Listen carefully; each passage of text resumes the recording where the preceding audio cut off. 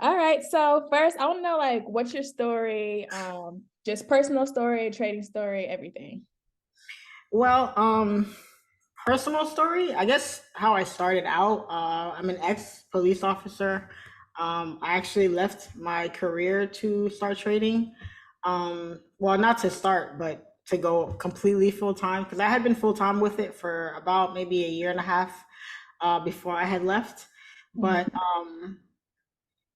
I was always an entrepreneur at heart. I kind of grew up with it, grew up around it with my parents and whatnot. So um, I knew at some point I was gonna try to find a way to get back into that because I've had my own businesses in the past before, but this was totally different, unlike anything I'd ever tried before, done before.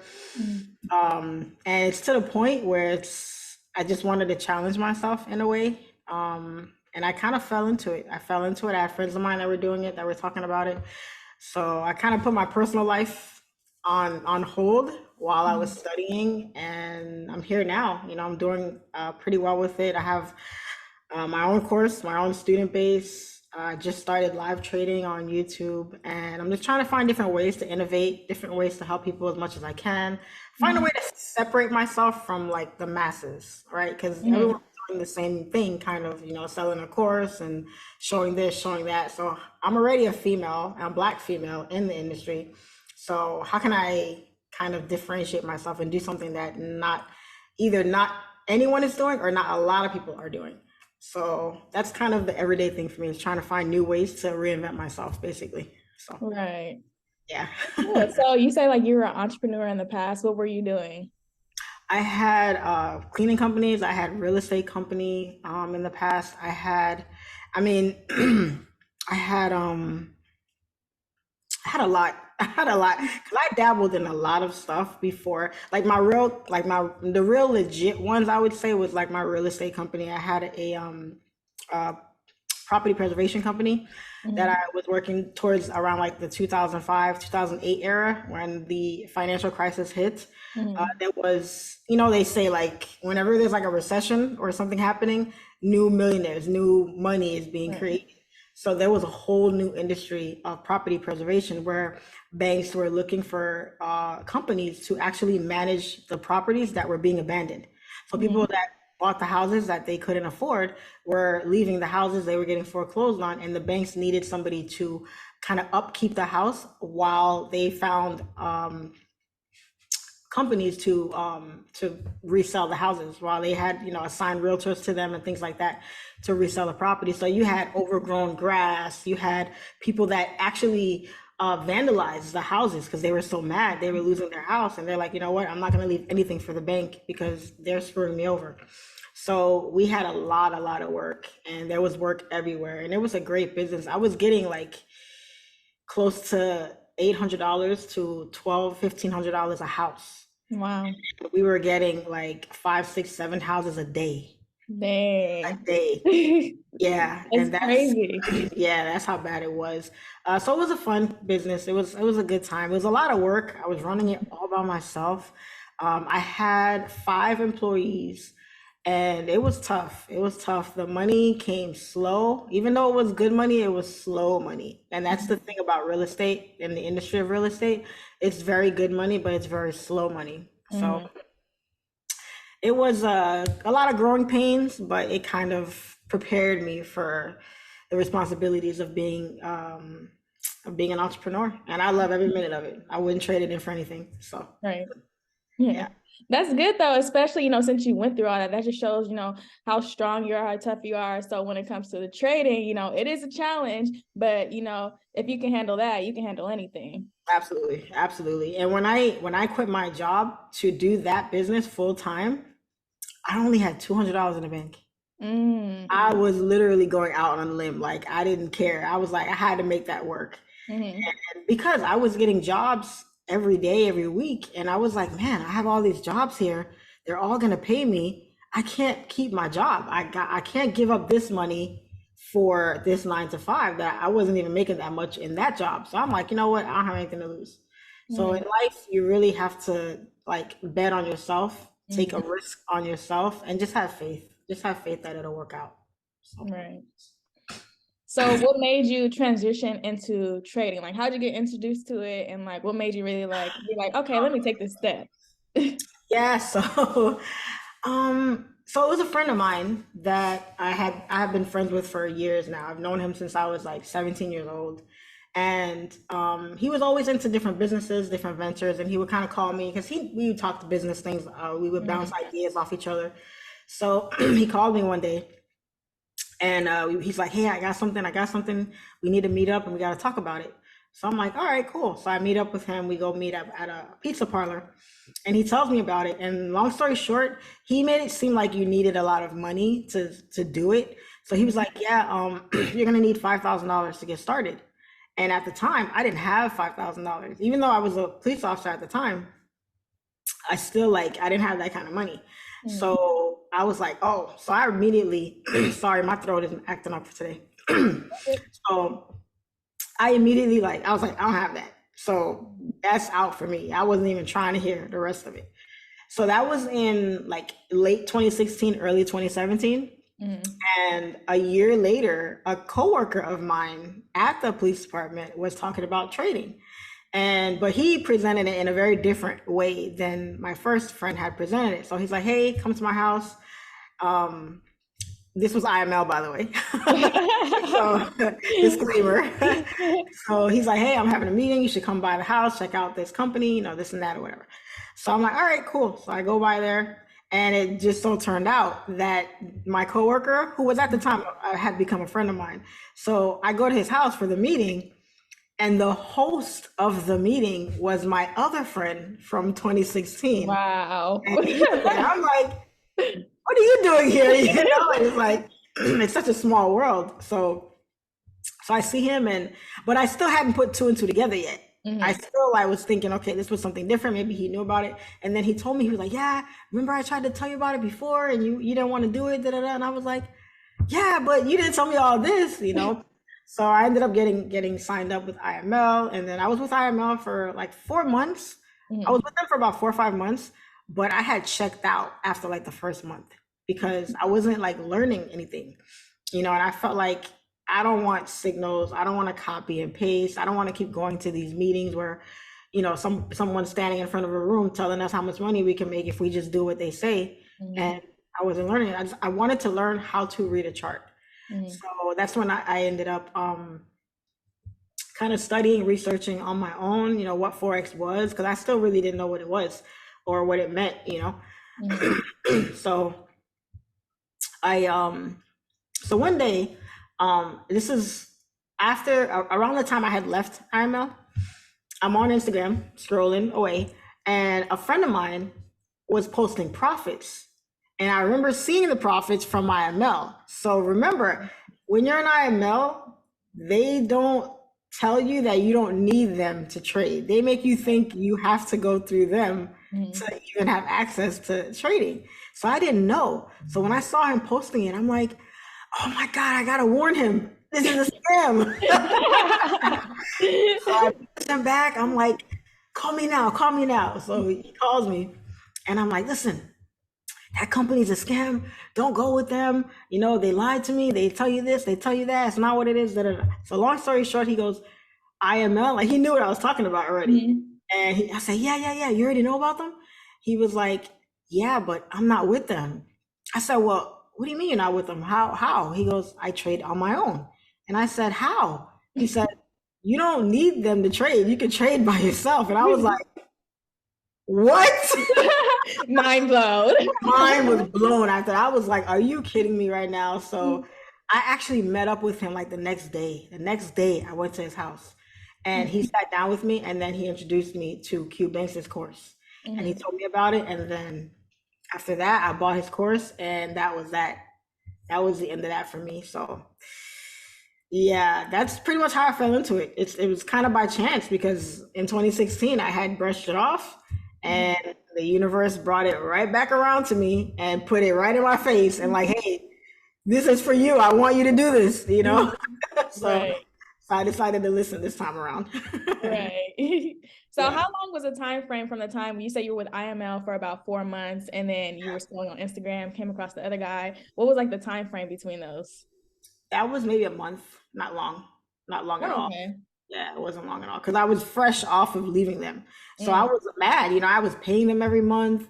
I had gone to the meetings and then I lost money from my trading account. So I lost money on top of that. So, the anger towards the whole thing was still fresh. So when I saw him posting that, I immediately like had PTSD. And I was like, no, I gotta tell him like, no, get away from this. I didn't want anybody else to go through what I had gone through because I didn't like it.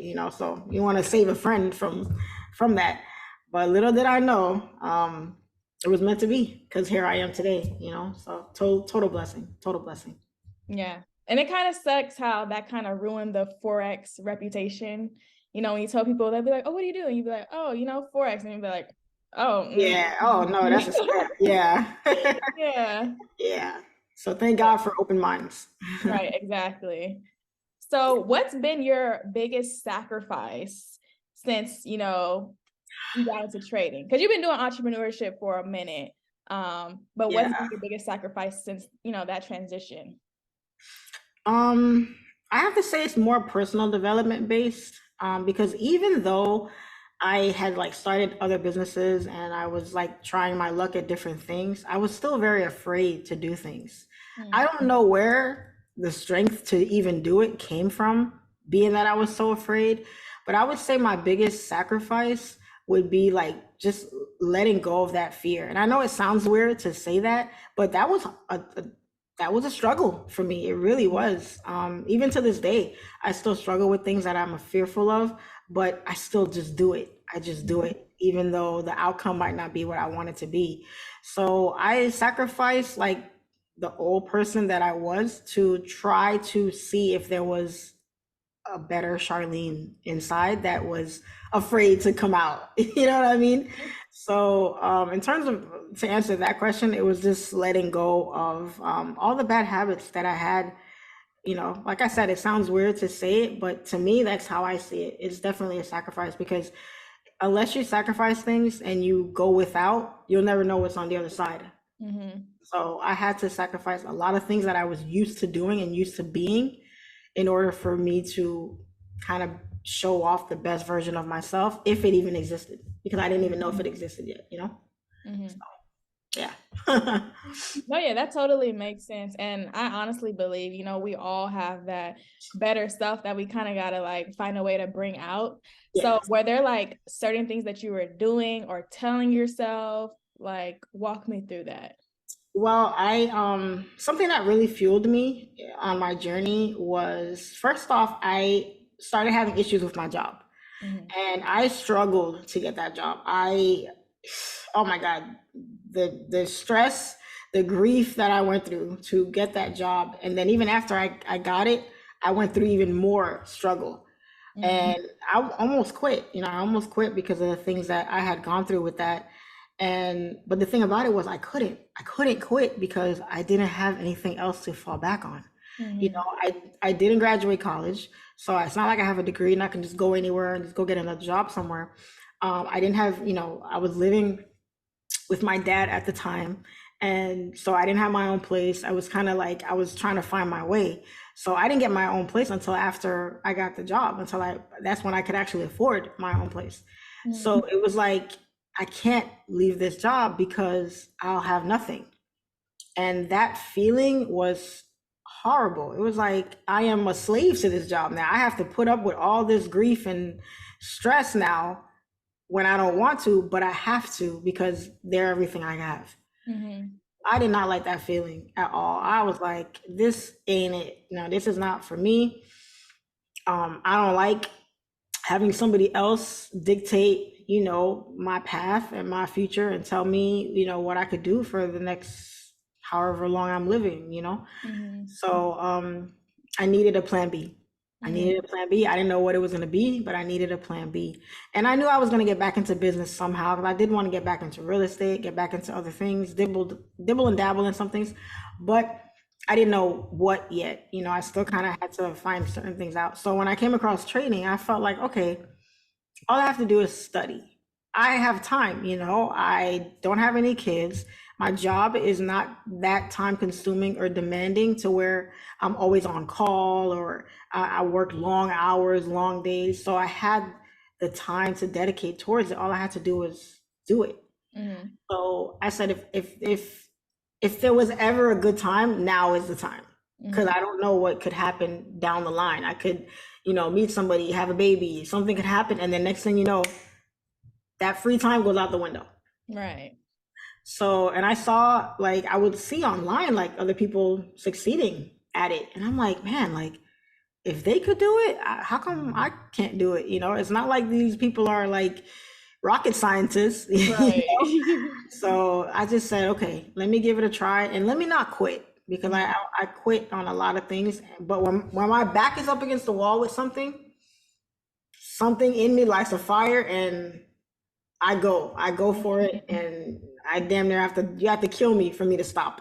Right. At this point, I said, I'm not just gonna quit. I wanted to challenge myself to see if I could really do it, and I was able to overcome all that and use it as a way out, basically. Mhm. So now, when I started becoming profitable with the trading, it wasn't so much where I wasn't so stressed out anymore at work because now I knew that if anything happened, at least I have this to fall back on. And back Mhm. then, I wasn't doing numbers like that. I was doing like $100 here, $200, $300 here, but it adds up at the end of the week. So if I could just maintain that, I knew I was going to be okay. Mhm. And here we are today, So thank God I never quit. Right. I was Yeah. gonna say that's dope how like you were able to even like push past all that because I feel like a lot of people they can have their back against the wall and kind of get like a hopeless type of feeling, but for you it Mhm. was the complete opposite. It really brought out the beast in you. Yeah, absolutely. Absolutely. So yeah, it's the fight or flight. It's the fight or flight, I guess, scenario. Some people fight for what they want, and some people just run from the Mhm. things that they're afraid of wanting. And Mhm. with me, I choose to fight. So Mhm. Right. yeah, Man, because life ain't easy. say that again. So when you Definitely. started trading, were you trading your own money or were you using prop firms? What was your Well, when I first started trading, I was using my own money because there were no prop firms when I started trading. Mhm. So I didn't have a choice. I had to use my own money. So what I started doing was, well, at first I had like used up everything I had saved up. I think I had about $12,000 saved up at the time, Mhm. and I blew all of it, Mhm. like all of it. I remember the day when I was down to like my last like $2,000 in there, and I was like, "Are you kidding me? Like it took me this long to save up that money." And I probably blew it in like maybe 3 or 4 months, I think. And it was awful. I was over leveraging, I was over trading, I was doing everything you shouldn't have been doing. Right. So then I started working overtime a lot at work. And the good thing about my job at the time was the overtime paid really well. You Mhm. could work. They have what's called off-duty jobs for police officers, and those are jobs where like you're working a nightclub as like security at the door, or you're directing traffic at a baseball game or something. And the good thing is those jobs paid like three, four, $500 a pop. Oh, that's good. So in one job, if you work 2 or 3 overtime jobs in a week, you're making more than your biweekly salary, basically. Mm-hmm. So I was able to work a lot of overtime and save up money to actually fund buying courses, Mm-hmm. paying for trainings, refunding my account after I blew. So, I even though I didn't like my job much when I had it, I thank God for it that I did because I was blessed enough to have a lot of disposable income to fund my journey of learning how to trade. Because if I didn't have that job and I had like any other job, I don't know if I would have made it Mm-hmm. because you need money. You need money to learn how to trade. You can't just and then nowadays your 2 week pay is everything. It's your rent money, it's your car note. Do you really have that disposable money to potentially lose, just throw away? Mm-hmm. So so yeah, I thank God every day that I had he gave me the ability to be able to keep going and to be Mm-hmm. able to pay for it. And that's how I was able to build up my account, to be able to get comfortable with risking more money, and getting myself to the point of where I wanted to get to at Mm-hmm. eventually. So yeah. Awesome. So how did you overcome like revenge trading, over trading? That's like something that every trader goes through. Yeah, you know what it is? You have to lose enough. You have to lose enough money. If you don't lose enough, you're never gonna learn. You're gonna keep on doing what you've been doing, and if you have to really feel it, you have to feel the loss. It has to be money. You can't really trade money that you need, but it has to be money that you need because you'll appreciate it more. You'll take better care of it more. So I think I felt it after I blew my savings because I worked hard to save that money up, and to have lost it in the way that I lost it. Like if I would have just spent it, went shopping or something, that's one thing. But losing it to the markets and not even understanding why I lost it, it was just poof, and I was losing like 100, 200, 300, $400 a pop per trade. And I was taking two, three, four trades a day sometimes because I didn't know what I was doing. I was just being greedy. Mhm.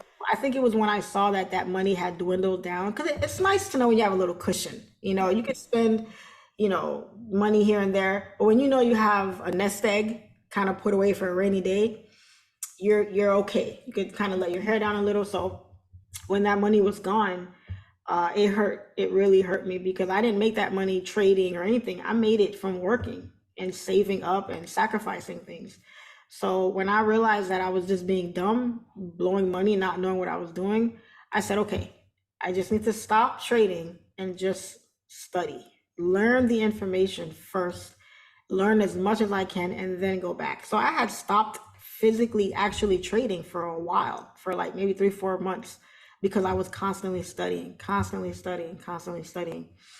And I didn't even trade demo that long. I traded demo for maybe a few weeks. And then I went back to live because demo trading is not the same as live trading. It's not the same emotional connection that you have with your money. So you'll never really know how it feels to really lose unless it's real money.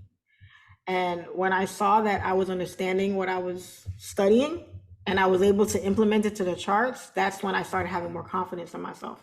So then, and then my mentor as well. My mentor gave me a set of rules. Do what I say do, and you'll be fine. And I said, okay, because my way wasn't working. So let me try his way and see it. And when I saw that I was actually making money and I was consistent with it, I was done at that point. You couldn't make me overtrade or make me have greed at any point because I had already had proof that his way was working. Mhm. So that's all I needed. At that point, all that went out the window, and I just committed myself to being disciplined and staying disciplined with my trading. Nice. So Yeah. what would you say, what are your top 3 rules that you stand by when you trade? My top 3 rules is number one, you have to have a trading plan. Your trading plan is everything. Your trading plan is your guideline for what you're going to do every day, how you're going to approach the markets, how you're going to attack the markets from both points of view. So that's your trading plan.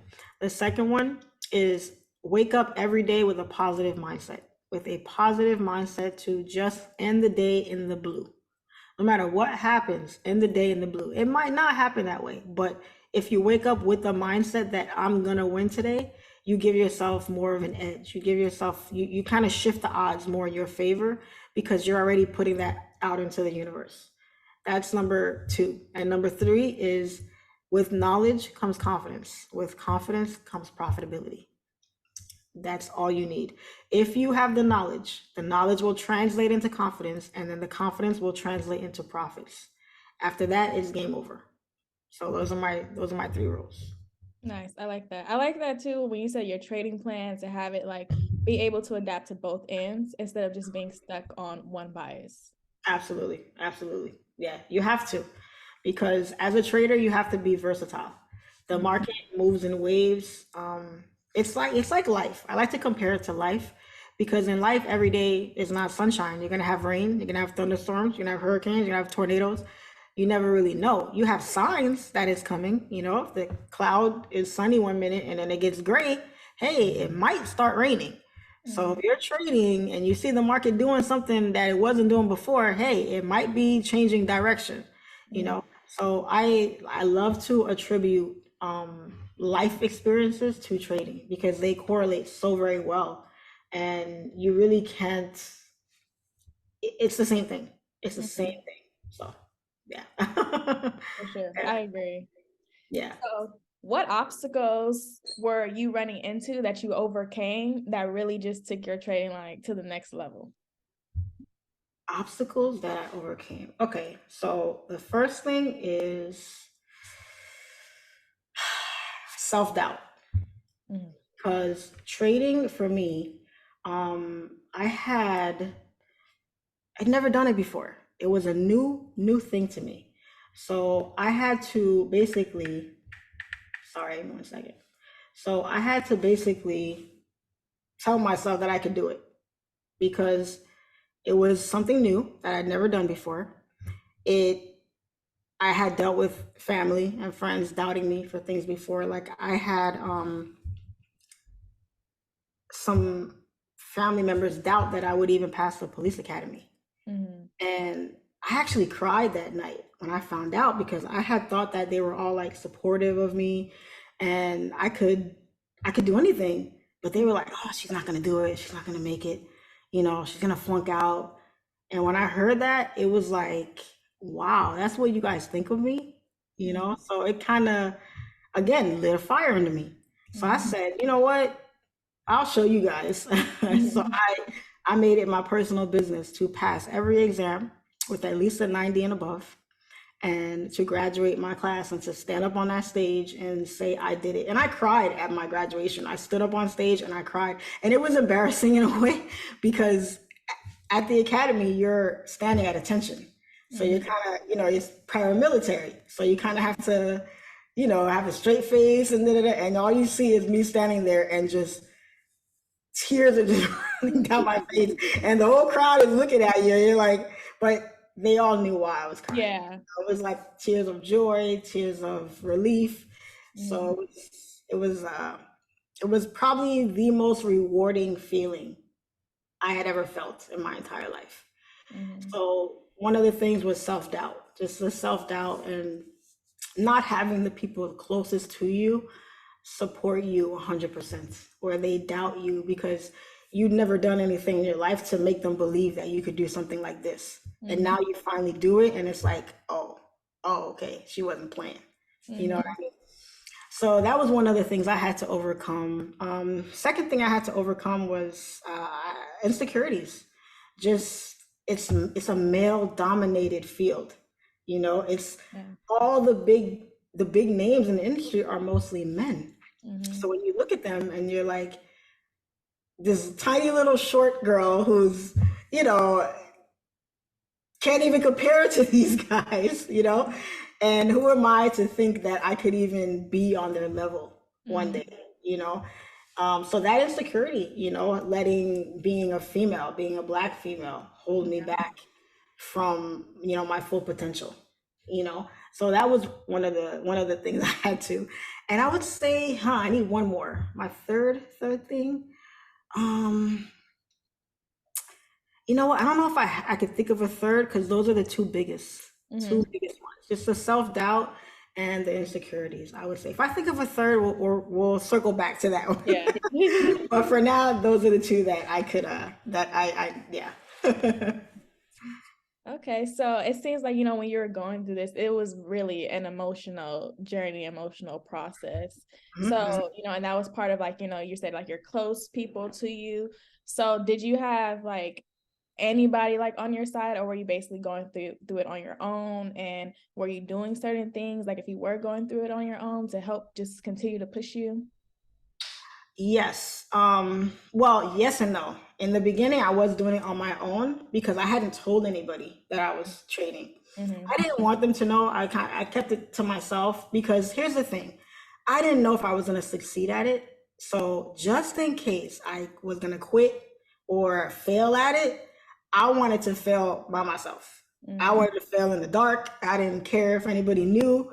Um, I mean, I didn't want anybody to know. Like, let me fail by myself. I don't need an audience to know, Yeah. And then because you talk about it, you better back it up because they're gonna Right. come at you later and say, "Hey, what about that thing you were doing? Whatever happened to that?" Mhm. And that's another thing they could use against you later and say, "Well, you did that thing and you quit that. You did this, you quit that. Now you're doing this and you're probably gonna quit that too." So I Mhm. didn't want to give any of the naysayers any ammo to use against me later. Mm-hmm. So I didn't tell anybody at first. And I just used the need to leave my job as my biggest motivator because I knew at my job I didn't get much respect at all. I had friends that I saw, you know, getting opportunities that I didn't get, getting perks that I didn't get, you know, things that, you know, they didn't deserve it any more than I did. But at the same time, it kind of made me feel some type of way. And I didn't have any control. I didn't have any control. I was literally at their beck and call.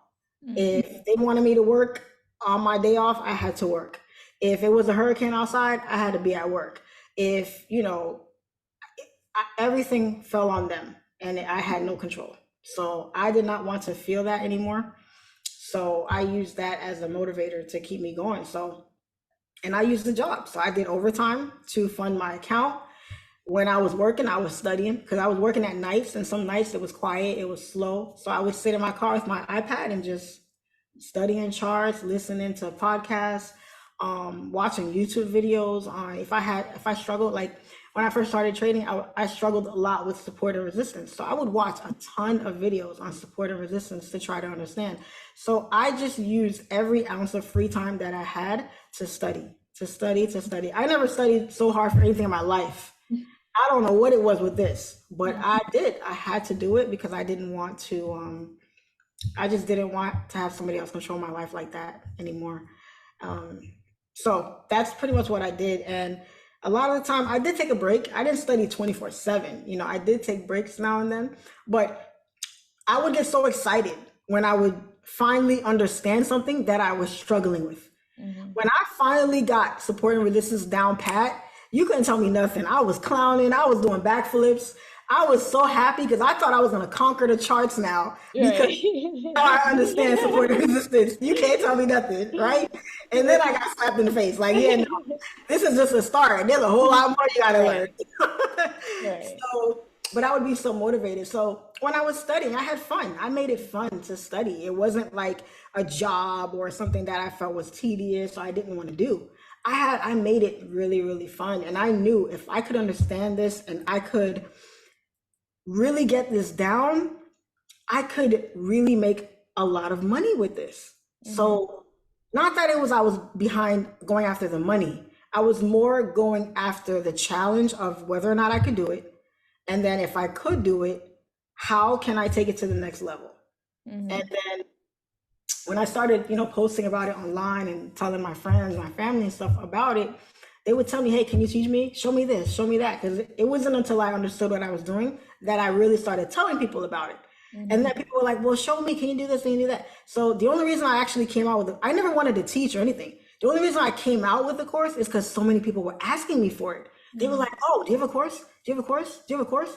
And you know, Forex is still very new. It's still in its infancy. Even now, it's still in its infancy. A lot of people don't know what it is. So they don't really know how to go about researching and learning about it. So if you come to them and say, hey, do you know about this? They're going to come to you because they heard it from you. So it's not like, oh, Charlene trades, let me go look for somebody else who I could probably learn from. They're going to say, no, I heard it from Charlene. I want to learn from Charlene. Right. Yeah. So then when I started getting so many requests for it, I'm like, what if I did come out with a course? Maybe I should. And that was the other challenge. Can I actually teach someone? Yeah, I know what I'm doing, but am I good? You can be a good teacher, a good trader. Doesn't mean you're a good teacher. You know what I mean? So I'd never taught anybody anything before, and I didn't think I had a knack for it. But I did it. I just took that leap of faith, and I'm glad I did. I'm glad I did because I'm helping people every day, changing lives every day, blessing people every day, and it's a total joy. It's a total joy, total blessing. I never take it for granted.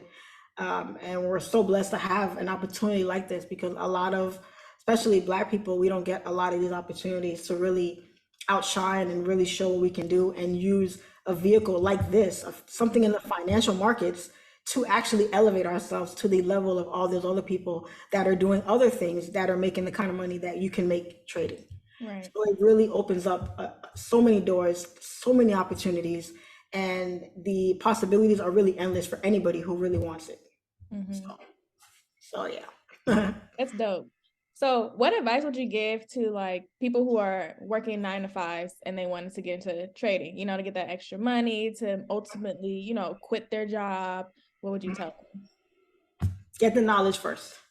No matter what, get the knowledge. The money will come second. And by the money, I don't mean the money you make in the market. I mean the money that you can take to invest into actual trading, right? Use your job as a stepping stone. Use it as a means to an end. Don't look at it as, oh, well, I need to do this so I can do this, because that's gonna bump heads, right? Because you're gonna have your job on one hand, you're gonna have trading on the other. You need your job for now. Trading is undecided, undetermined right now. It's kind of floating in the air right now. But every time you go to trade and you make some money, you're going to be looking at your job sideways. And every time you lose, now you're going to be looking at trading sideways. So you kind of have to find a balance, but you cannot elevate yourself to the point where, oh, I don't need my job anymore, let me just toss it. You got to have a certain amount of money saved up for a rainy day, because you're going to experience losses. You're going to have losing streaks. You're going to have times in the market where you can't trade. Your pair isn't doing what you want it to do.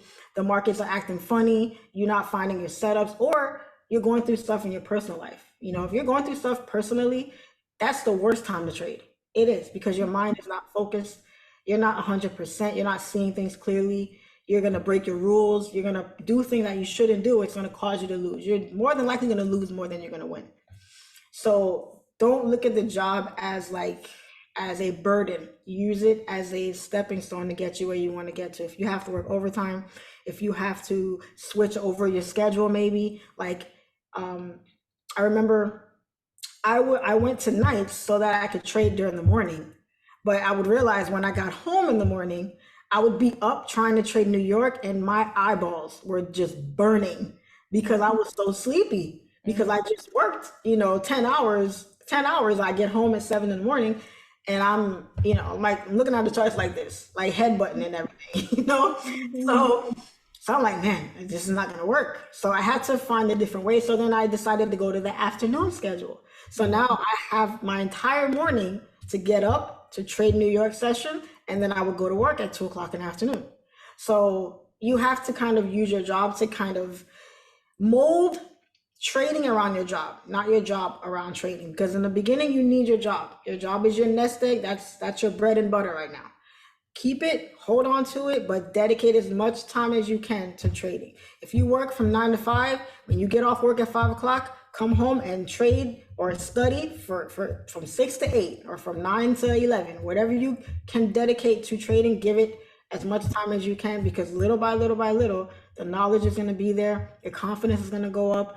The money that you're making is going to go up. And then pretty soon, once you see the progress from your trading, you'll be able to really know when you're ready to leave your job. When you're ready to leave your job, it's not going to be up in the air. It's going to be a definite.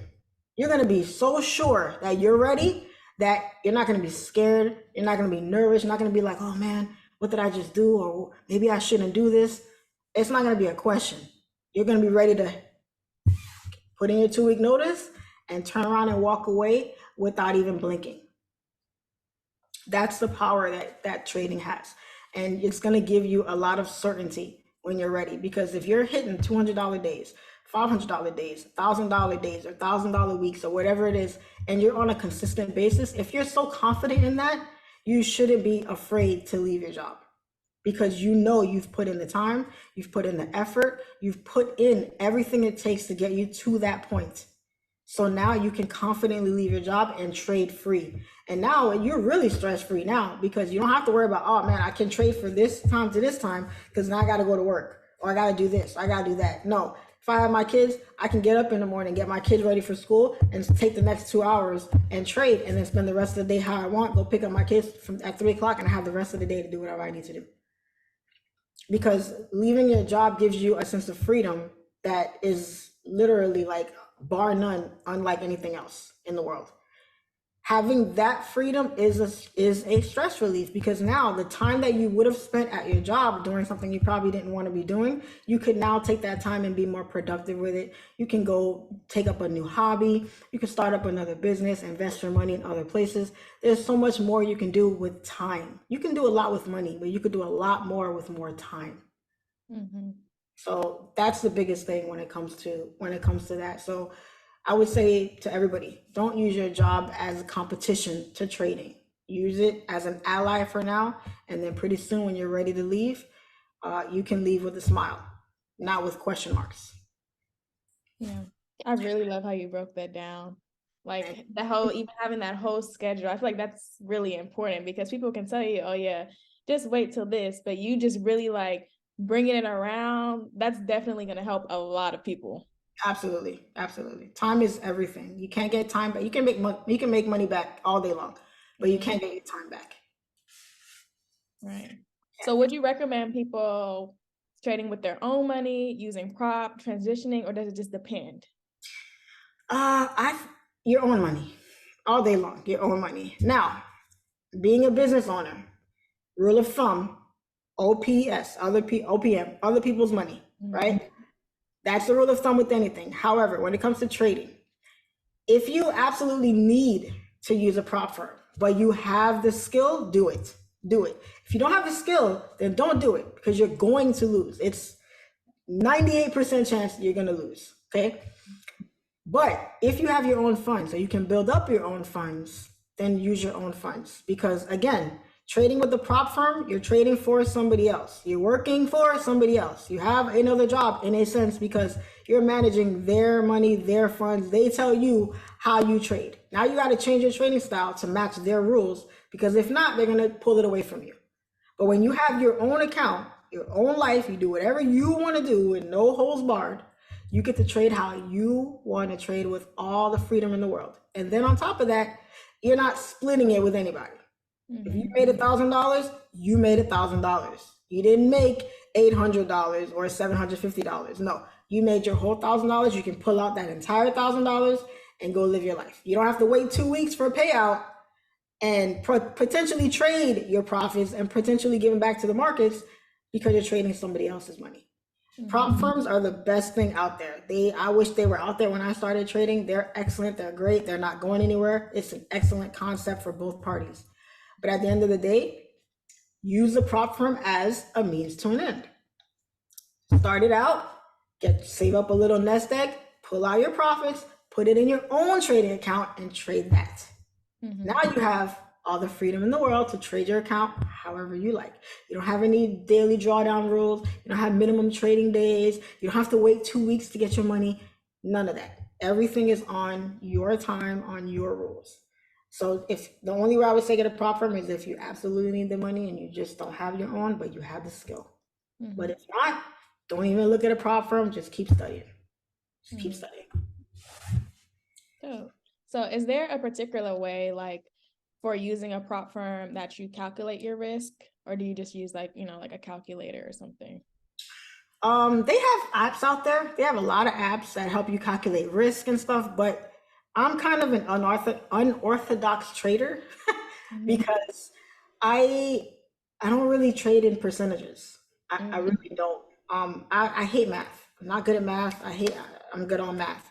So when you talk numbers to me and you talk percentages, it's like Chinese to me. I need to hear flat numbers. You're saying to me, Charlene, I don't know, I have $1,000 on my account. How much should I risk on any given trade? Well, that depends. It depends on the type of trader you are. Are you a swing trader? Are you a scalper? Right? What's your usual risk to reward when you're looking for a setup? Right? What session do you trade? There's so many different variables that come into play. But at the end of the day, it boils down to one formula. How many trades would it take you to blow that account? That's it. Because I could tell you to use a one lot and you use a one lot and it's going to take you 10 trades at 10 pips for you to lose that money. A one lot is $10. So $10 times 10 pips is $100. 100 times 10 is 1,000. So you take 10 trades at 10, you're going to blow that account. So would I recommend you use no, you want to extend it as much as possible. So maybe you want to bust that down to a 0.50, a 0.30, a 0.20 until you get yourself a little more in the account. So at the end of the day, it all boils down to how many trades is it going to take you to blow said account based on how much you have in that account. That's the lot size you need to be using. And what kind of trader are you? What kind of risk trader are you? I am not the person to be asking about risk because I am a heavy risk taker. I've done it all my life. I've taken risk on business, on endeavors, all kinds of things. So if I have $1,000 in my trading account, I will not lose an ounce of sleep risking 500 on one trade. That's me. You're not going to find success trading that way in on the consistent long term. But can it work every once in a while? Obviously, yes. But once you get a certain level of skill under your belt, now it boils down to how much can you risk? How much can you risk losing and be okay with the loss? But risk management is an entire variety, an entire array of things. And it all depends on the individual and your own trading style. Yeah. That's dope. I like too how you said it depends on what you're willing to risk and all that, because everything depends. Because I feel like sometimes online people can make it seem like it's just one way, but really everybody's different. Everybody's different. Everybody's different. And let me tell you, the big traders out there that are hitting, 30, 40, 50K days, they are not risking 1%. All this other traders, 1%, 2%, 1%, 2%. When I hear that, I'm like, like no more than 2. No, because you're not going to make money that way. You're just not, unless you're dabbling in a 50, 60, 70, 100, 200, $300,000 account. That 1%, 2% nonsense is not going to get you anywhere. You have to be able to risk more to make more. So not knocking that strategy. I get it. Risk management is important. It's number one, but you're never going to see the type of numbers you want to see big time risking those percentages on those accounts. So if you're not a risk taker and you can't stomach, seeing bigger numbers fluctuate, seeing the bigger drawdown, having confidence in your setup, it's not going to happen for you. It's not with the account sizes that most people are trading with. It's not going to happen. Yeah. So based off what you said, in your opinion, you think under 50K, like speaking from like a prop firm, let's just say, under 50K, 2% is fine, but anything above that, if you want to see like those good numbers, you got to risk a little bit more. Yeah, absolutely. And that's the thing that, I disagree with, because I don't feel like you need a big account to make good money. You give me a $500 account and I could flip that, not saying I could flip it to $1 million, nothing crazy, but I can make decent money from that. Give me 500, I can build it to 550. I can build it to 600, 800, 1,000, 1,500, pull out 200 here, 300 here, 200 here, 300 here. The money adds up. It adds up. And that's why I don't understand why some people just refuse to trade their own money. They have to go get the prop firm and say, I have to have 50,000. I have to have 100,000. When in reality, you don't have that money. You have whatever your daily or your max drawdown limit is, that's what you have. If you lose that, you don't have anything else. If you have $100,000 prop firm account and you lose max $10,000, you lose the account. So in reality, did you really have 100,000? No, you only had 10. So if you can have an account and you can do $200, $300, $400, $800 a day on a challenge account that you're trying to pass, why can't you do that on your own account? Why? Just because you have more leverage, bigger numbers to play with, doesn't mean you can't. You have the skill to do it. So take $500 of your own money. Try to do the same thing. If that's the case, put those same risk parameters on yourself, on your own account. Say you can't lose more than 10% of this money. You can't go over more than 5% drawdown, and see how quickly. Do it for yourself. If you can do it for somebody else, do it for yourself. Take that money, grow it, build it, gradually grow it. Now, if you want to take it in, okay, you want to go blow it or whatever, that's fine. Whatever you want to do with it. But at least you know you could do it. At least you know you could do it. And at the end of the day, you don't need a prop firm. What if all the prop firms disappear tomorrow? Now what? Are y'all going to sit back and say, okay, I'm not trading anymore? What are you going to do? You're going to take your money, you're going to go fund some broker's account, and you're going to trade it. Because now you don't have a prop firm anymore. Now you got to trade your own money. So you're going to take that same skill and put it towards your own efforts. That's the part that I'm seeing a lot of people just are not grasping. The same, if you have a $100,000 challenge account and you made $10,000 to pass that challenge, could you imagine if you did that for yourself? And that's not a challenge, that's your money. You can go withdraw that now. Now, okay, let's bust it down. Well, I don't have $100,000, so I wouldn't make $10,000 in the account. Okay, let's say you had 1,000 or 2,000. Some people have that. You mean to tell me you can't make $200, $300, $400 a week and watch it stack up and gradually compound your account? You can do it, because if you could do it for the prop firm, you could do it for yourself. That's it. So that's my thoughts on that. So prop firms, yes, I stand behind them. I actually just partnered up with one, and prop firms are great. I think they're excellent vehicle. But do I think they should be the last resort for traders? No. At the end of the day, trade your own money. Trade your own money. Okay, nice. So you said if they were to go to prop firms, it would mainly be for if they needed the money? Yeah, if they absolutely needed it and they don't have their own, they just don't have it. Let's say, you work a 9 to 5, you got 3 kids, your rent is high, whatever the case, and you just don't have that extra disposable money to dedicate to trading in fear of losing it. Now, okay, I have the skill, I just cannot, give this money. My kids got to eat, my car got to get paid, I got to have this savings. Go get the prop firm. Go get the prop firm. That way, all of the risk is on them, and all you got to do is trade. That's it. So that's my outlook on it. Yeah. So what has been like your proudest moment in trading? Oh wow, my proudest moments. I think all the people I was able to help. That's definitely my proudest moment, I would say. And that's not even one moment. That's a lot of different moments, I did a one-on-one just today, right before this podcast with you, with a gentleman. And he was so grateful for the help I was giving him just on the one-on-one. He was like, I'm getting your course. I'm getting your course, because I just blew his mind with the information that I gave him on the one-on-one. It was just a one-on-one. But the thing is, I don't hold anything back. I am completely transparent with everything that I do. On my live trade sessions, there is nothing that I'm doing on there that I'm not showing. What I'm doing every morning by myself, when I always trade by myself, is exactly what I do on there.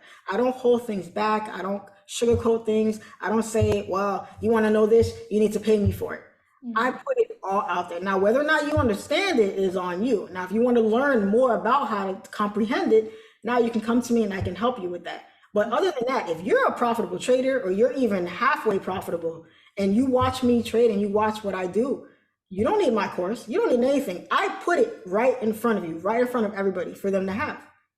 So I think I get a lot of gratitude. I get a lot of gratification out of that, because I'm a big believer in karma. I'm a big believer in the law of attraction. I live my life by those things. And I feel like everything that you put out into the universe, eventually it's going to come back to you in some way, some shape, some form. So I try to be as good as I can and put out as much information and put out as much value as I can, because I know that it's going to come back to me. It may not be monetarily, it may not be in a form of, whatever, but a blessing is going to come to me from that, because I'm able to help this person out when maybe nobody else would. You know what I'm saying? I was in that position at one point, like, man, yeah, I got these mentors, but I can't get a hold of them for the life of me. I bought their course, I'm doing this, and I can't even get no help, and it's like, so when I saw that, I was like, if I ever become a mentor and I have my course, so when I first started, I wasn't looking at teaching at all. But when I fell into it, I said, all of the issues and pitfalls that I dealt with on my journey, I want to eliminate all that for everybody else coming up. Eliminate all of that. So if you can't get a hold of your mentor, I want to be a mentor you can get a hold of. If you can't get a one-on-one and you're scared because they only do group sessions, and you're scared to ask a question because you feel like a dummy, or you're embarrassed to ask that question for whatever reason, now you can get an intimate session with your mentor, and it's just one-on-one. You don't have to worry about 10 other people listening until you ask this question that you should probably already know the answer to. So all the things that people struggled with, getting the runaround, all the fluff that's involved in the course. I bought a course once. I kid you not. This guy had a course. It had about maybe 20 different sections in it, and which is not bad. It's a typical Forex course. Every section had about 8 subsections in it. And I remember in his fib section, and I hated indicators in the beginning, he had a fib section that had maybe like 15 different sections on it. And I'm like, and each video was like 2 hours. Okay. I said, okay, I see where this course is going. And I never finished it. I got through maybe the first, I don't know, 10 videos. I could not understand nothing this guy was talking about. I was like, oh no. And then the entire course was centered around like indicators. So I'm like, I didn't know how to use the indicator. I didn't know nothing. All he showed was how to use it on the chart, but he didn't really show how to really use the indicator on its own to know how to even place it on the chart. So I'd be like, he's placing it here and here, but why? Why is he placing it there? How come he didn't place it here? Or what does this mean? What does that mean? So I was completely lost. So I said, you know what? No one's gonna buy my course and say, oh, Charlene's course had 18,000 sections in it, and this thousand, da da da da da da da, and I never, no, that's not gonna happen. I'm gonna give you the nitty gritty. I'm gonna give you exactly what you need. I'm gonna show you exactly how to use it, and I'm gonna make it simple. I take a course that's this much information, and I simplify it into this much information. A 5-year-old child can understand the basics of how to trade without having to know all the secrets of the universe. So that's what I wanted to do. So I stress people getting multiple courses because you learn differently from different people. You'll get different nuggets from different people. So you want to get as much information as you can from as many places as you can, because at the end of the day, you're going to put it in your own style. You're going to put it in your own way, and you're going to form it in a way that makes sense to you, and you're going to use it to trade how you want to trade. So absolutely, I stress that 100%. So yeah. Okay, so when it comes to that, because some people can do that and then they get lost in the sauce on like what strategy to use. Do you feel like that just comes back on like, okay, say you can get all these courses, but whatever you gravitate towards most, that's the one that you kind of try to master on your own? yeah, and that's the thing. You never really know which style you're going to grasp to. Right. You're going to gravitate to, because believe it or not, when I first started trading, I didn't even know there was scalping. I thought the only thing that existed was catching big moves like this. So I'm like, damn, like, so I got to get in this move and I got to hold it for a day or two. Like, what if I want to, I didn't know you could, I just did not know you could do that. So when I discovered you could scalp, you could get in and get out, I never looked back. I never looked back, because I was like, why expose myself to this much risk? Why sit in the market and see my profit go from here all the way back down here, hoping it goes back up here? It didn't make sense to me. So when I found out that you could scalp, I mean, that's the greatest. I wouldn't have found that out if I didn't buy another course. All the courses I had gotten up to that point, they all focused on indicators. They all focused on intraday or swing trading. None of them even mentioned scalping in the course. Just so happens that the last course that I bought, the very last one, which happened to be an in-person, mind you, it wasn't even a course, it was an in-person class. That's when I found out scalping. And had I stopped buying courses and just stuck with that, I'm not saying I never would have found it, but I wouldn't have found it at that point in time. And maybe I could have quit, could have maybe gave up, because at that time, swinging and intraday trading, I hated it. I was like, man, if this is what it is, I don't know. So you definitely want to buy different courses. You learn differently from different people. You're going to get, as much information as you can get it. Invest the money, invest the time. At the very least, you tried. You could say you tried. You don't want to say, well, I was too cheap to buy this. I was too stingy to do this. If this is something you really want, you're going to stop at nothing to get it. Yeah. Okay, I got about like a couple more questions. We've been talking for an hour, but this has been good. This is a good conversation. Yeah, absolutely. Okay, so regarding scalping, do you feel like anybody can scalp if they put their mind to it, or do you feel you got to be a certain type of person? Of course, lifestyle, but just general view of it. Yeah, I think you have to be a certain type of person, because I've seen people that swear by swing trading and they love it. They love it. So I think you have to be a certain type of person to scalp, because some people, scalping is very fast paced. You gotta be ready to hit that buy, hit that sell when your move is about to take off, or you're gonna miss it. So you have to have that type of temperament, that type of personality to withstand all the stresses that come with scalping, because scalping, it can be stressful. Mhm. So I think you have to be the type of person to like scalping. Now, the type of personality it takes, I would say you have to be extra patient and extra confident. You have to be a very self-assured person, because for you to do a breakdown, take a setup, and say to yourself, this move is going to hit my TP up here, which is about 756.18 pips away. It better hit every single pip, or I'm not closing out. Mhm. That's a different type of person right there. And for you to watch it go from, let's say, I don't know, 500 pips in profit to all the way down to, I don't know, 150, and say, Mhm. nope, I'm not closing. You know why? Because I know it's going to hit that point up there. So I'm going to sit here. I don't care if it takes 2 weeks, it's going to go up there. You got to be a special type of person. Yeah. This is straight like that. Right. So, but there's people out there that do it. There's people Mhm. out there that do it. So I would say it just has to be in your personality. That's all. Mhm. But you got to try both to know which one you like most. Right. Yeah. You never know until you try. You never know exactly. Yeah. Because I tried scalping, and for me, I don't know. For me, it gives me anxiety. Like, Oof. okay, I don't know about this one. I get a high from scalping. I get a high from it, baby. I'm on cloud nine when I'm scalping. I love it. Nope, I wish I did. Because I usually, when I trade, I usually hold for like a day or two. That's Oh me. wow, Yeah. wow. See what I'm saying? Yeah. That's what I be talking about. Yeah, I can't. Yeah, nah. Me and you, we will not get along on the charts, because I am not about that life. So I saw too, you mostly trade. Do you trade like, was it AUD that you Yeah. trade? USD and Uh-huh. US 30? I recently started trading US 30. Yeah, I traded it once before, like 2 years ago, 3 years ago. And then I took this one major loss on it, and I was like, nah, this ain't for me. So I stopped trading it then. Yeah, I took like a $2,000 loss at the Mm, time. And at the time, I wasn't, balling like that. I was right, like, I needed that money. And right. when I lost that money, I was like, oh no, nah, this is not the pair for me. Because I think I lost it in like 30 seconds on a move once. It was nothing. Okay.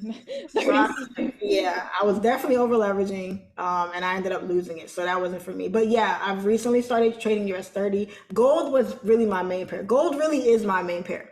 The Mhm. reason why I started dabbling in like GU and AU was because I have my signal group. So because sometimes gold wouldn't give me the setup that I needed, and I was going like 2, 3, 4 days without giving a signal sometimes. And people are very impatient. They don't really Yeah. understand, like, you have to wait for a setup. You can't just enter a trade every day. And they're not trying to hear that. They pay money every month. They want a signal, win or lose. So I said, okay, you know what? I'm gonna look at other pairs, because on the days that gold doesn't give me my setup, maybe this other pair will give me a setup, and I could then send a signal out. Mhm. But I live by trading 1 to 2 pairs. That's it. Mhm. Trading more than that, you're kind of stretching yourself thin, and you might end up over trading, because you're always going to see a setup. You always Mhm. going to see a setup. You're always going to want to get in on something. So the less pairs you look at, the less opportunity you give yourself to see plenty of setups in the market, and then the less inclined you are to want to take a move. Mhm. So yeah, rule of thumb: 1, maybe 2 pairs as a backup, max 3. That's it. Mhm. That's it. Yeah, for sure. And that patience part is important too. I think that's Oh important for yeah. everybody to know. You're not always going to have a setup, and it's okay. Exactly, exactly. The newer people, the greedier people, they don't get it. They see you making money, and they're like, no, you need to be hitting it every day. Every trade you hit, we want to hit it too. That's how I see it. They Right. don't care if you were sitting in all types of crazy drawdown. They just see the profit. Yeah. you know? so so yeah, that's what that was. But at the end of the day, if you want to be profitable, you really only need 1 pair. That's all you need. You can make just as much on one as you can make on 5. Mm-hmm. So Okay, so since you recently quit your job, so what really, you say you be confident, like, you put in that 2 weeks notice and you know that this is it, you're not looking back. So what really got you to that point? When we was talking about risk, was it as you built like your confidence and your risk tolerance was up, just continuing to do that and balance everything? What were the key indicators that really? well, for the most part, I was already making enough money to where I didn't need my paycheck anymore at work. So I kept my job for like personal reasons because I needed it for like my real estate deals and stuff like that. Certain things that you do in the business world, for whatever reason, they have more confidence in you having a 9 to 5. You could have $500,000 in the bank. They don't care. They want to know, oh yeah, your business did these numbers, but what if you hit a rough patch? Yeah. You don't have that guaranteed money coming in, but you have a 9 to 5 that you've been at for 5 years. That's more guaranteed to us than your business. So I kept my job for other reasons, but I was ready to leave like maybe a year and a half ago, and I was actually supposed to leave in November. I was supposed to leave last November, right before the holidays, because I like being off for the holidays, and I was supposed to leave, but I was at work one day, and I have other businesses that I do. So I'm on the phone at my job, and there was a gentleman that I wanted to set up a meeting with, and he's only in Florida a handful of times out of the year, and he was like, "Listen, can you meet with me today? Because that's the only time I can meet you, and I'm about to catch a flight out of here." And I was like, "Oh man, I'm at work right now. I get off at so and so time. Can I meet with you after that?" He's like, "Nah, I'm leaving." So I ended up missing the meeting with him, and I wasn't able to get. But that was an opportunity for a business venture that could have been very lucrative for me, but I couldn't do it. So now I'm like, and I hang up with him, and I'm sitting in my car, my police car, and I'm livid because I'm like, man, what the hell am I doing here? Why am I here? And I said, that's it. I wasn't gonna make any more excuses. I was gonna figure it out. I was gonna figure it out because I was missing out on opportunity. This job was costing me money now. Now it was one thing that I was making money trading and doing my other stuff, but now my job I was making money from every 2 weeks is costing me money, and it's costing me more money than I make at this job. So I say, you know what? Nah. So I literally quit that day. That day, it was in the middle of my shift. I had maybe 4 hours left of my shift. And I called my supervisor and I told him, I need to go to the station. And I went in there and I put in my resignation right then and there. And that was it for me. I never looked back. And that was the proudest moment of my life, I would say. The happiest moments of my life, because it was it. That was it. That little bit of fear, that little bit of doubt that I had in myself, I just ignored it. I ignored it. And I'm very close to my mom, and I had been telling my mom that I wanted to leave for months, and she wasn't trying to hear it. And my mom is one of the only people on earth who really knows how much money I make. And she was like, no, come on. What about your pension? What about your health insurance? What about this? She's thinking about all the stuff that people think about who have that 9 to 5 mentality. And mind you, my mom is an entrepreneur herself, which is why I really couldn't understand it. But I had to make a believer out of my mom too with trading, because my mom doesn't really see trading as a real thing. She sees it as like gambling. So it's like, even now when she talks to me, she's like, hey, did you win a bet today? Like, it's not a bet, Mom. Well, you're gambling, aren't you? I'm like, no. So every time she talks, she's like, you want to bet? Did you want to bet? So like, it's not a bet. So she really, doesn't see it that way. So I thought to call her. I thought about calling her right before I was gonna walk in there, and I said no, because if I call her, she's gonna talk me out of it. She's gonna talk me out of it, and I'm not gonna do it. So I didn't call her. I actually left my phone in my car so I wouldn't get the urge to even text her about it. And then I walked up there and I just left. I left that day. I was actually gonna leave the month prior because we had, I'll tell you a quick story. We had a situation once. I came into work late. I was late that morning. And I didn't get to work till like 10. And it was pouring rain that day. It was raining cats and dogs. I did not want to come to work because it was raining so hard. I don't even know how I made it to work, because it was raining so hard, you can't even see in front of you. The wipers wasn't doing nothing. So I get to work, and as soon as I get to work, I find out that there's this emergency scene going on because another officer got punched in the face by a homeless guy, and the homeless guy took off. So when an officer gets hurt, they like immobilize everybody. Everybody that's in the area, calm now, because we coming to get this guy. So everybody is on perimeters. They got streets blocked off everywhere. And I'm like, damn, like, I would have came in later if I knew this was what it was going to be, you know? So I get there and I was upset because when I had got there, all the other officers that were there had already had their post. So everybody that's blocked off on the street already has their post and they just stand there and wait until they tell us to leave. When I got there, they actually were looking for officers that were free to actually do a foot search looking for this guy. And they had the K9 people out there, the helicopters flying and everything. So it's a whole chaotic scene. And when I got there, I radio in, I tell them I'm here. Oh, officer so-and-so, get over here. We need you to do this. And I'm like, are you freaking kidding me? I had just got my hair done. I did not even feel like coming into work. It was pouring rain out there. I get out there and they put me with the units that have the dogs that are sniffing to find the guy. Mind you, it's raining. So if there is a sense, it's gone now because it's pouring so hard. So I'm like, why do they have us out here? Like, it's pouring rain. That homeless people run quick. That dude is gone. We ain't gonna find him. You know what I'm saying? Why y'all got us out here like this? And I was livid. I was so mad. I was so upset because I'm like, Charlene, why are you out here right now? It is pouring rain. The officer wasn't even hurt that bad. He got punched in the face. Okay, big deal. He's okay. He's not dead or anything. He's not seriously injured. We can't find the guy. It's pouring rain. Can you just let us go out by the... And I remember when it was over, I was soaked. My shoes were soaked. I had a raincoat on. The rain didn't care. That was a different type of rain that day because I was soaked from head to toe, literally. Even your hair? Yes, my hair, everything was soaked. And the thing about it is, mind you, my shift had just started. So I still had a whole 8 hours to go. Yes, in that wet clothes because I never, they tell us to bring extra uniforms, extra shoes and stuff. I never did. I ain't got time for that. So I wish I did that day because I could have changed, but I didn't. I had to go through the rest of my shift soaking wet. I remember calling my mom that day and I'm sitting in my car when it's all said and done. Mind you, we didn't find the guy. We were out there for about maybe 4 hours. 4 hours for this guy. And it didn't stop raining not one bit.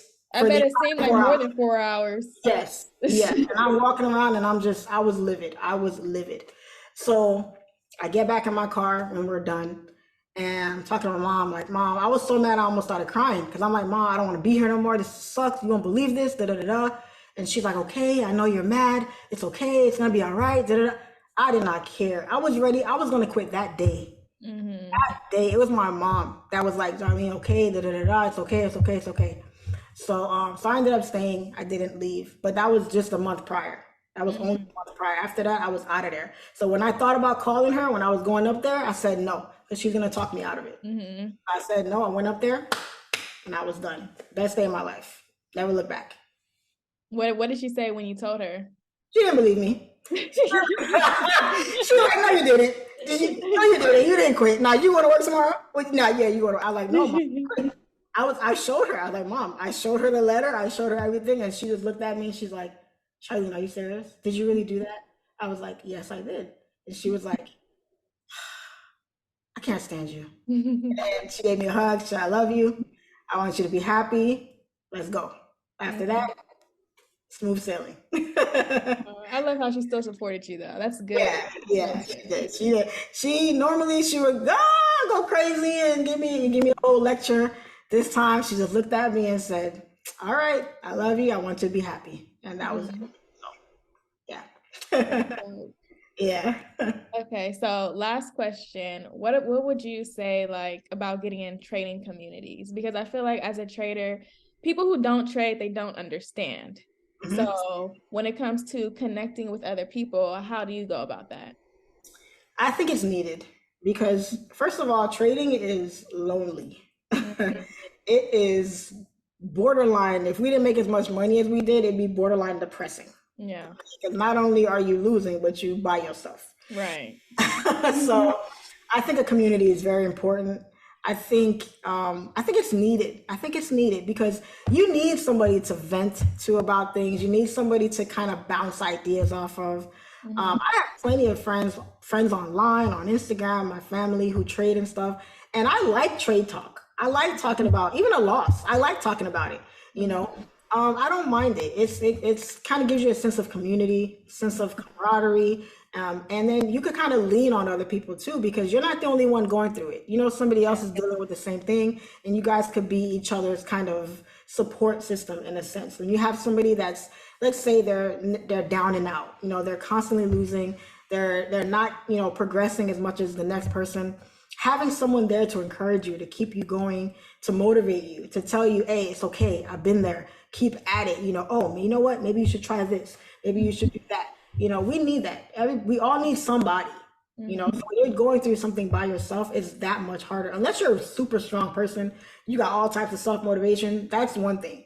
But the average Joe is not like that. We all need somebody to lean on every once in a while. You know, even the best traders, the best entrepreneurs, the best athletes, everybody needs somebody because you can't be strong 100% of the time, all the time.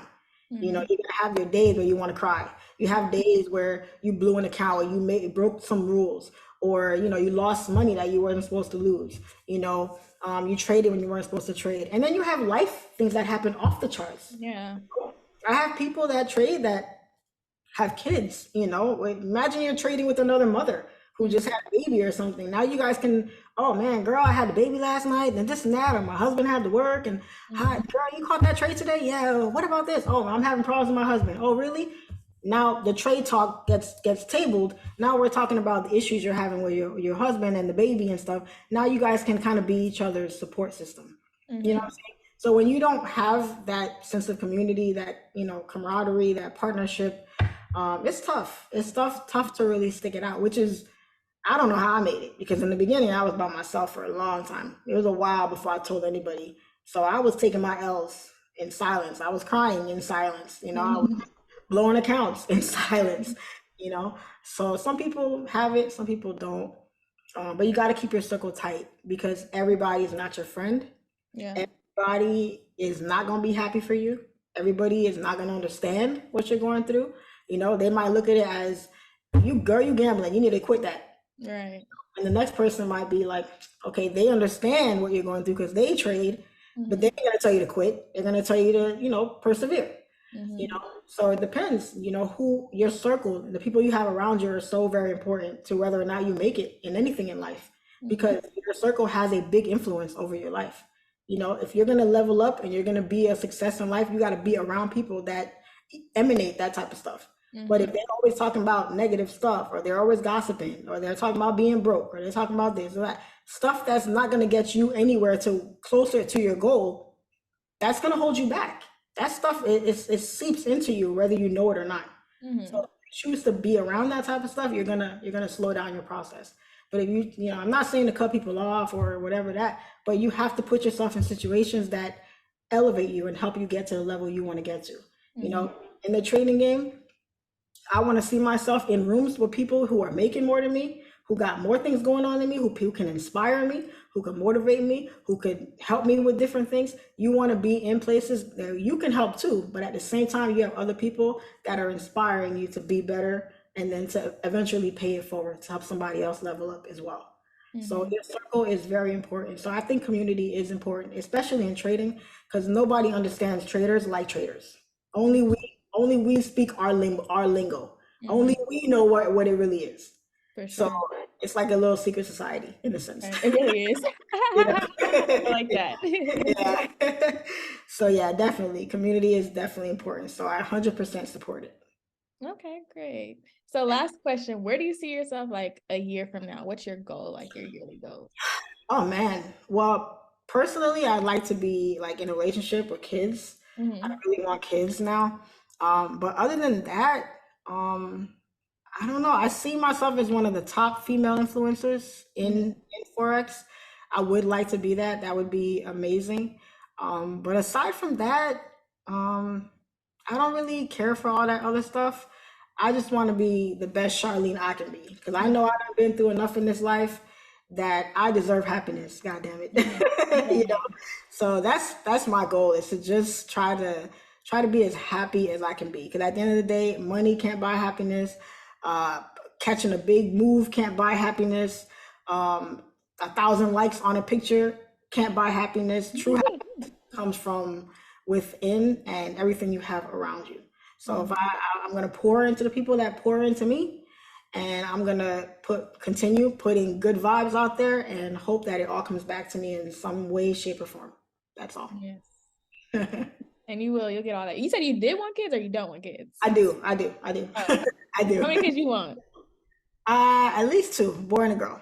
I'd Yeah. like a boy and a girl, and then I'm good. What if you have a boy and a boy? I might try for a girl. I might, because I want a little me, you know? I want a little me running around, Yeah. yeah. Awesome. I mean, that's pretty much, we're gonna end the call here because we were talking for, it's been an hour and a half. Okay, This is okay. so amazing. Thanks so much. Thanks so much. This is amazing. This was a great interview.